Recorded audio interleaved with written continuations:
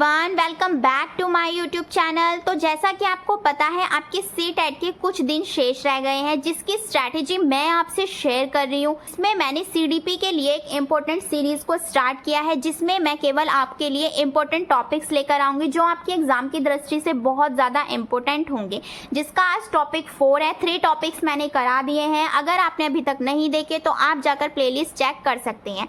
और आज की वीडियो का जो टॉपिक है वो है वाइगोत्स्की का सामाजिक सांस्कृतिक सिद्धांत, जो आपके एग्जाम की दृष्टि से बहुत ज़्यादा इम्पोर्टेंट है। तो आप वीडियो को शुरू से लेकर लास्ट तक ज़रूर देखिएगा और चैनल पर नए हैं तो चैनल को सब्सक्राइब ज़रूर कीजिएगा। तो चलिए स्टार्ट करते हैं आज की वीडियो को। वाइगोत्स्की का सामाजिक सांस्कृतिक सिद्धांत। अगर आपको कहीं भी ये पूछा जाए सामाजिक सांस्कृतिक सिद्धांत किसने दिया है, सोशल कल्चरल थ्योरी किसने दी है, तो आप डायरेक्ट लगाएंगे वाइगोत्स्की ने दी है। इसका की पॉइंट यही है, सोशल कल्चरल थ्योरी किसने दी है, वाइगोत्स्की ने दी है। कहाँ के मनोवैज्ञानिक थे ये, रूस के मनोवैज्ञानिक थे। उन्होंने क्या कहा है, बच्चा जो होता है वो समाज से अंतःक्रिया करके सीखता है, मतलब समाज और संस्कृति से सीखता है। जो विकास यानी डेवलपमेंट जो होता है बच्चे का, वो किससे होता है, समाज प्लस संस्कृति दोनों से मिलकर होता है। दोनों का मेन रोल होता है। इन्होंने समाज और संस्कृति दोनों को महत्व दिया है। अब इन्होंने 3 कॉन्सेप्ट्स दिए हैं, अब उन्हें देखते हैं। फर्स्ट है आपका MKO, जिसकी फुल फॉर्म बहुत बार पूछी गई है। MKO की फुल फॉर्म हो जाएगी मोर नॉलेज अदर, यानी कि जब हम किसी चीज़ को अपने पेरेंट्स या भाई बहनों से सीखते हैं तो वो हमारा क्या कहलाता है, मोर नॉलेज अदर कहलाता है, यानी हम किसी से कुछ सीख रहे हैं।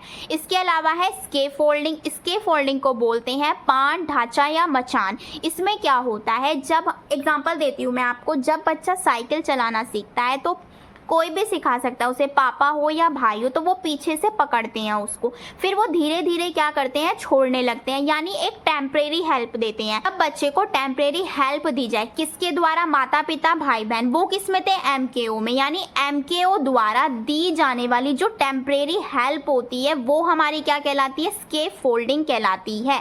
मैंने एग्जाम्पल लिख दिया है, बच्चे को पिता द्वारा साइकिल का सिखाया जाना, तो ये चीज़ हो जाएगी आपके स्कैफोल्डिंग में।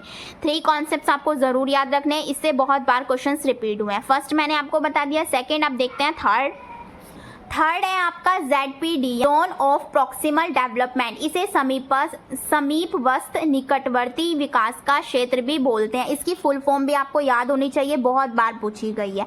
होता क्या है ZPD, आप इसका एग्जाम्पल देख सकते हैं। ये मैंने लिखा हुआ है वास्तविक डेवलपमेंट और ये लिखा हुआ है संभावित विकास का स्तर। मान लीजिए, अगर एक एग्जांपल लेके बताती हूँ, जैसे कि मान लीजिए सीटेट में आपके जो है 80 मार्क्स खुद से, यानी आप खुद से जब पढ़ रहे हो ना चीज़ों को तो आपके 80 मार्क्स आ रहे हैं, लेकिन वहीं पर आप यूट्यूब या किसी की सहायता, बुक्स की सहायता ले रहे हो, तो वो हमारा क्या हो जाएगा, संभावित विकास का स्तर हो जाएगा।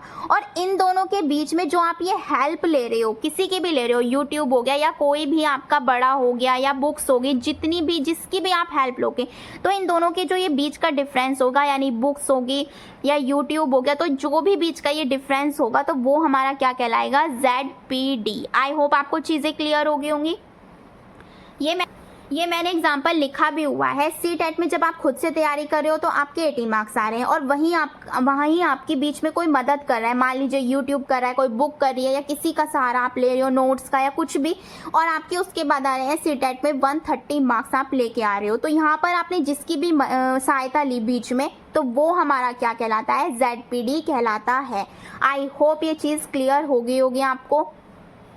वाइगोत्स्की ने 3 कॉन्सेप्ट्स दिए हैं। फर्स्ट है आपका MKO, जिसमें उसने माता पिता भाई बहन इन सब की सहायता ली।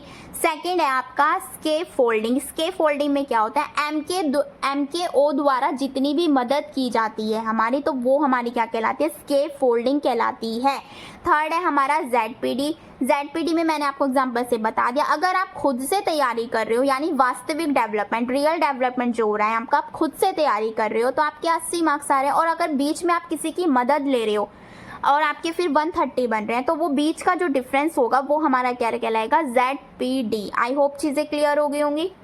इसके अलावा वाइगोस्की ने दो बात और कही है जिससे क्वेश्चंस पूछा जाता है। इन्होंने कहा है कि भाषा पहले आती है फिर विचार आता है, जबकि पियाजे ने इसका अपोजिट कहा है। उन्होंने कहा है कि पहले विचार आता है फिर भाषा आती है। तो ये दोनों चीज़ें आपको याद होनी चाहिए। वाइगोस्की ने कहा है कि भाषा पहले आती है फिर विचार आता है।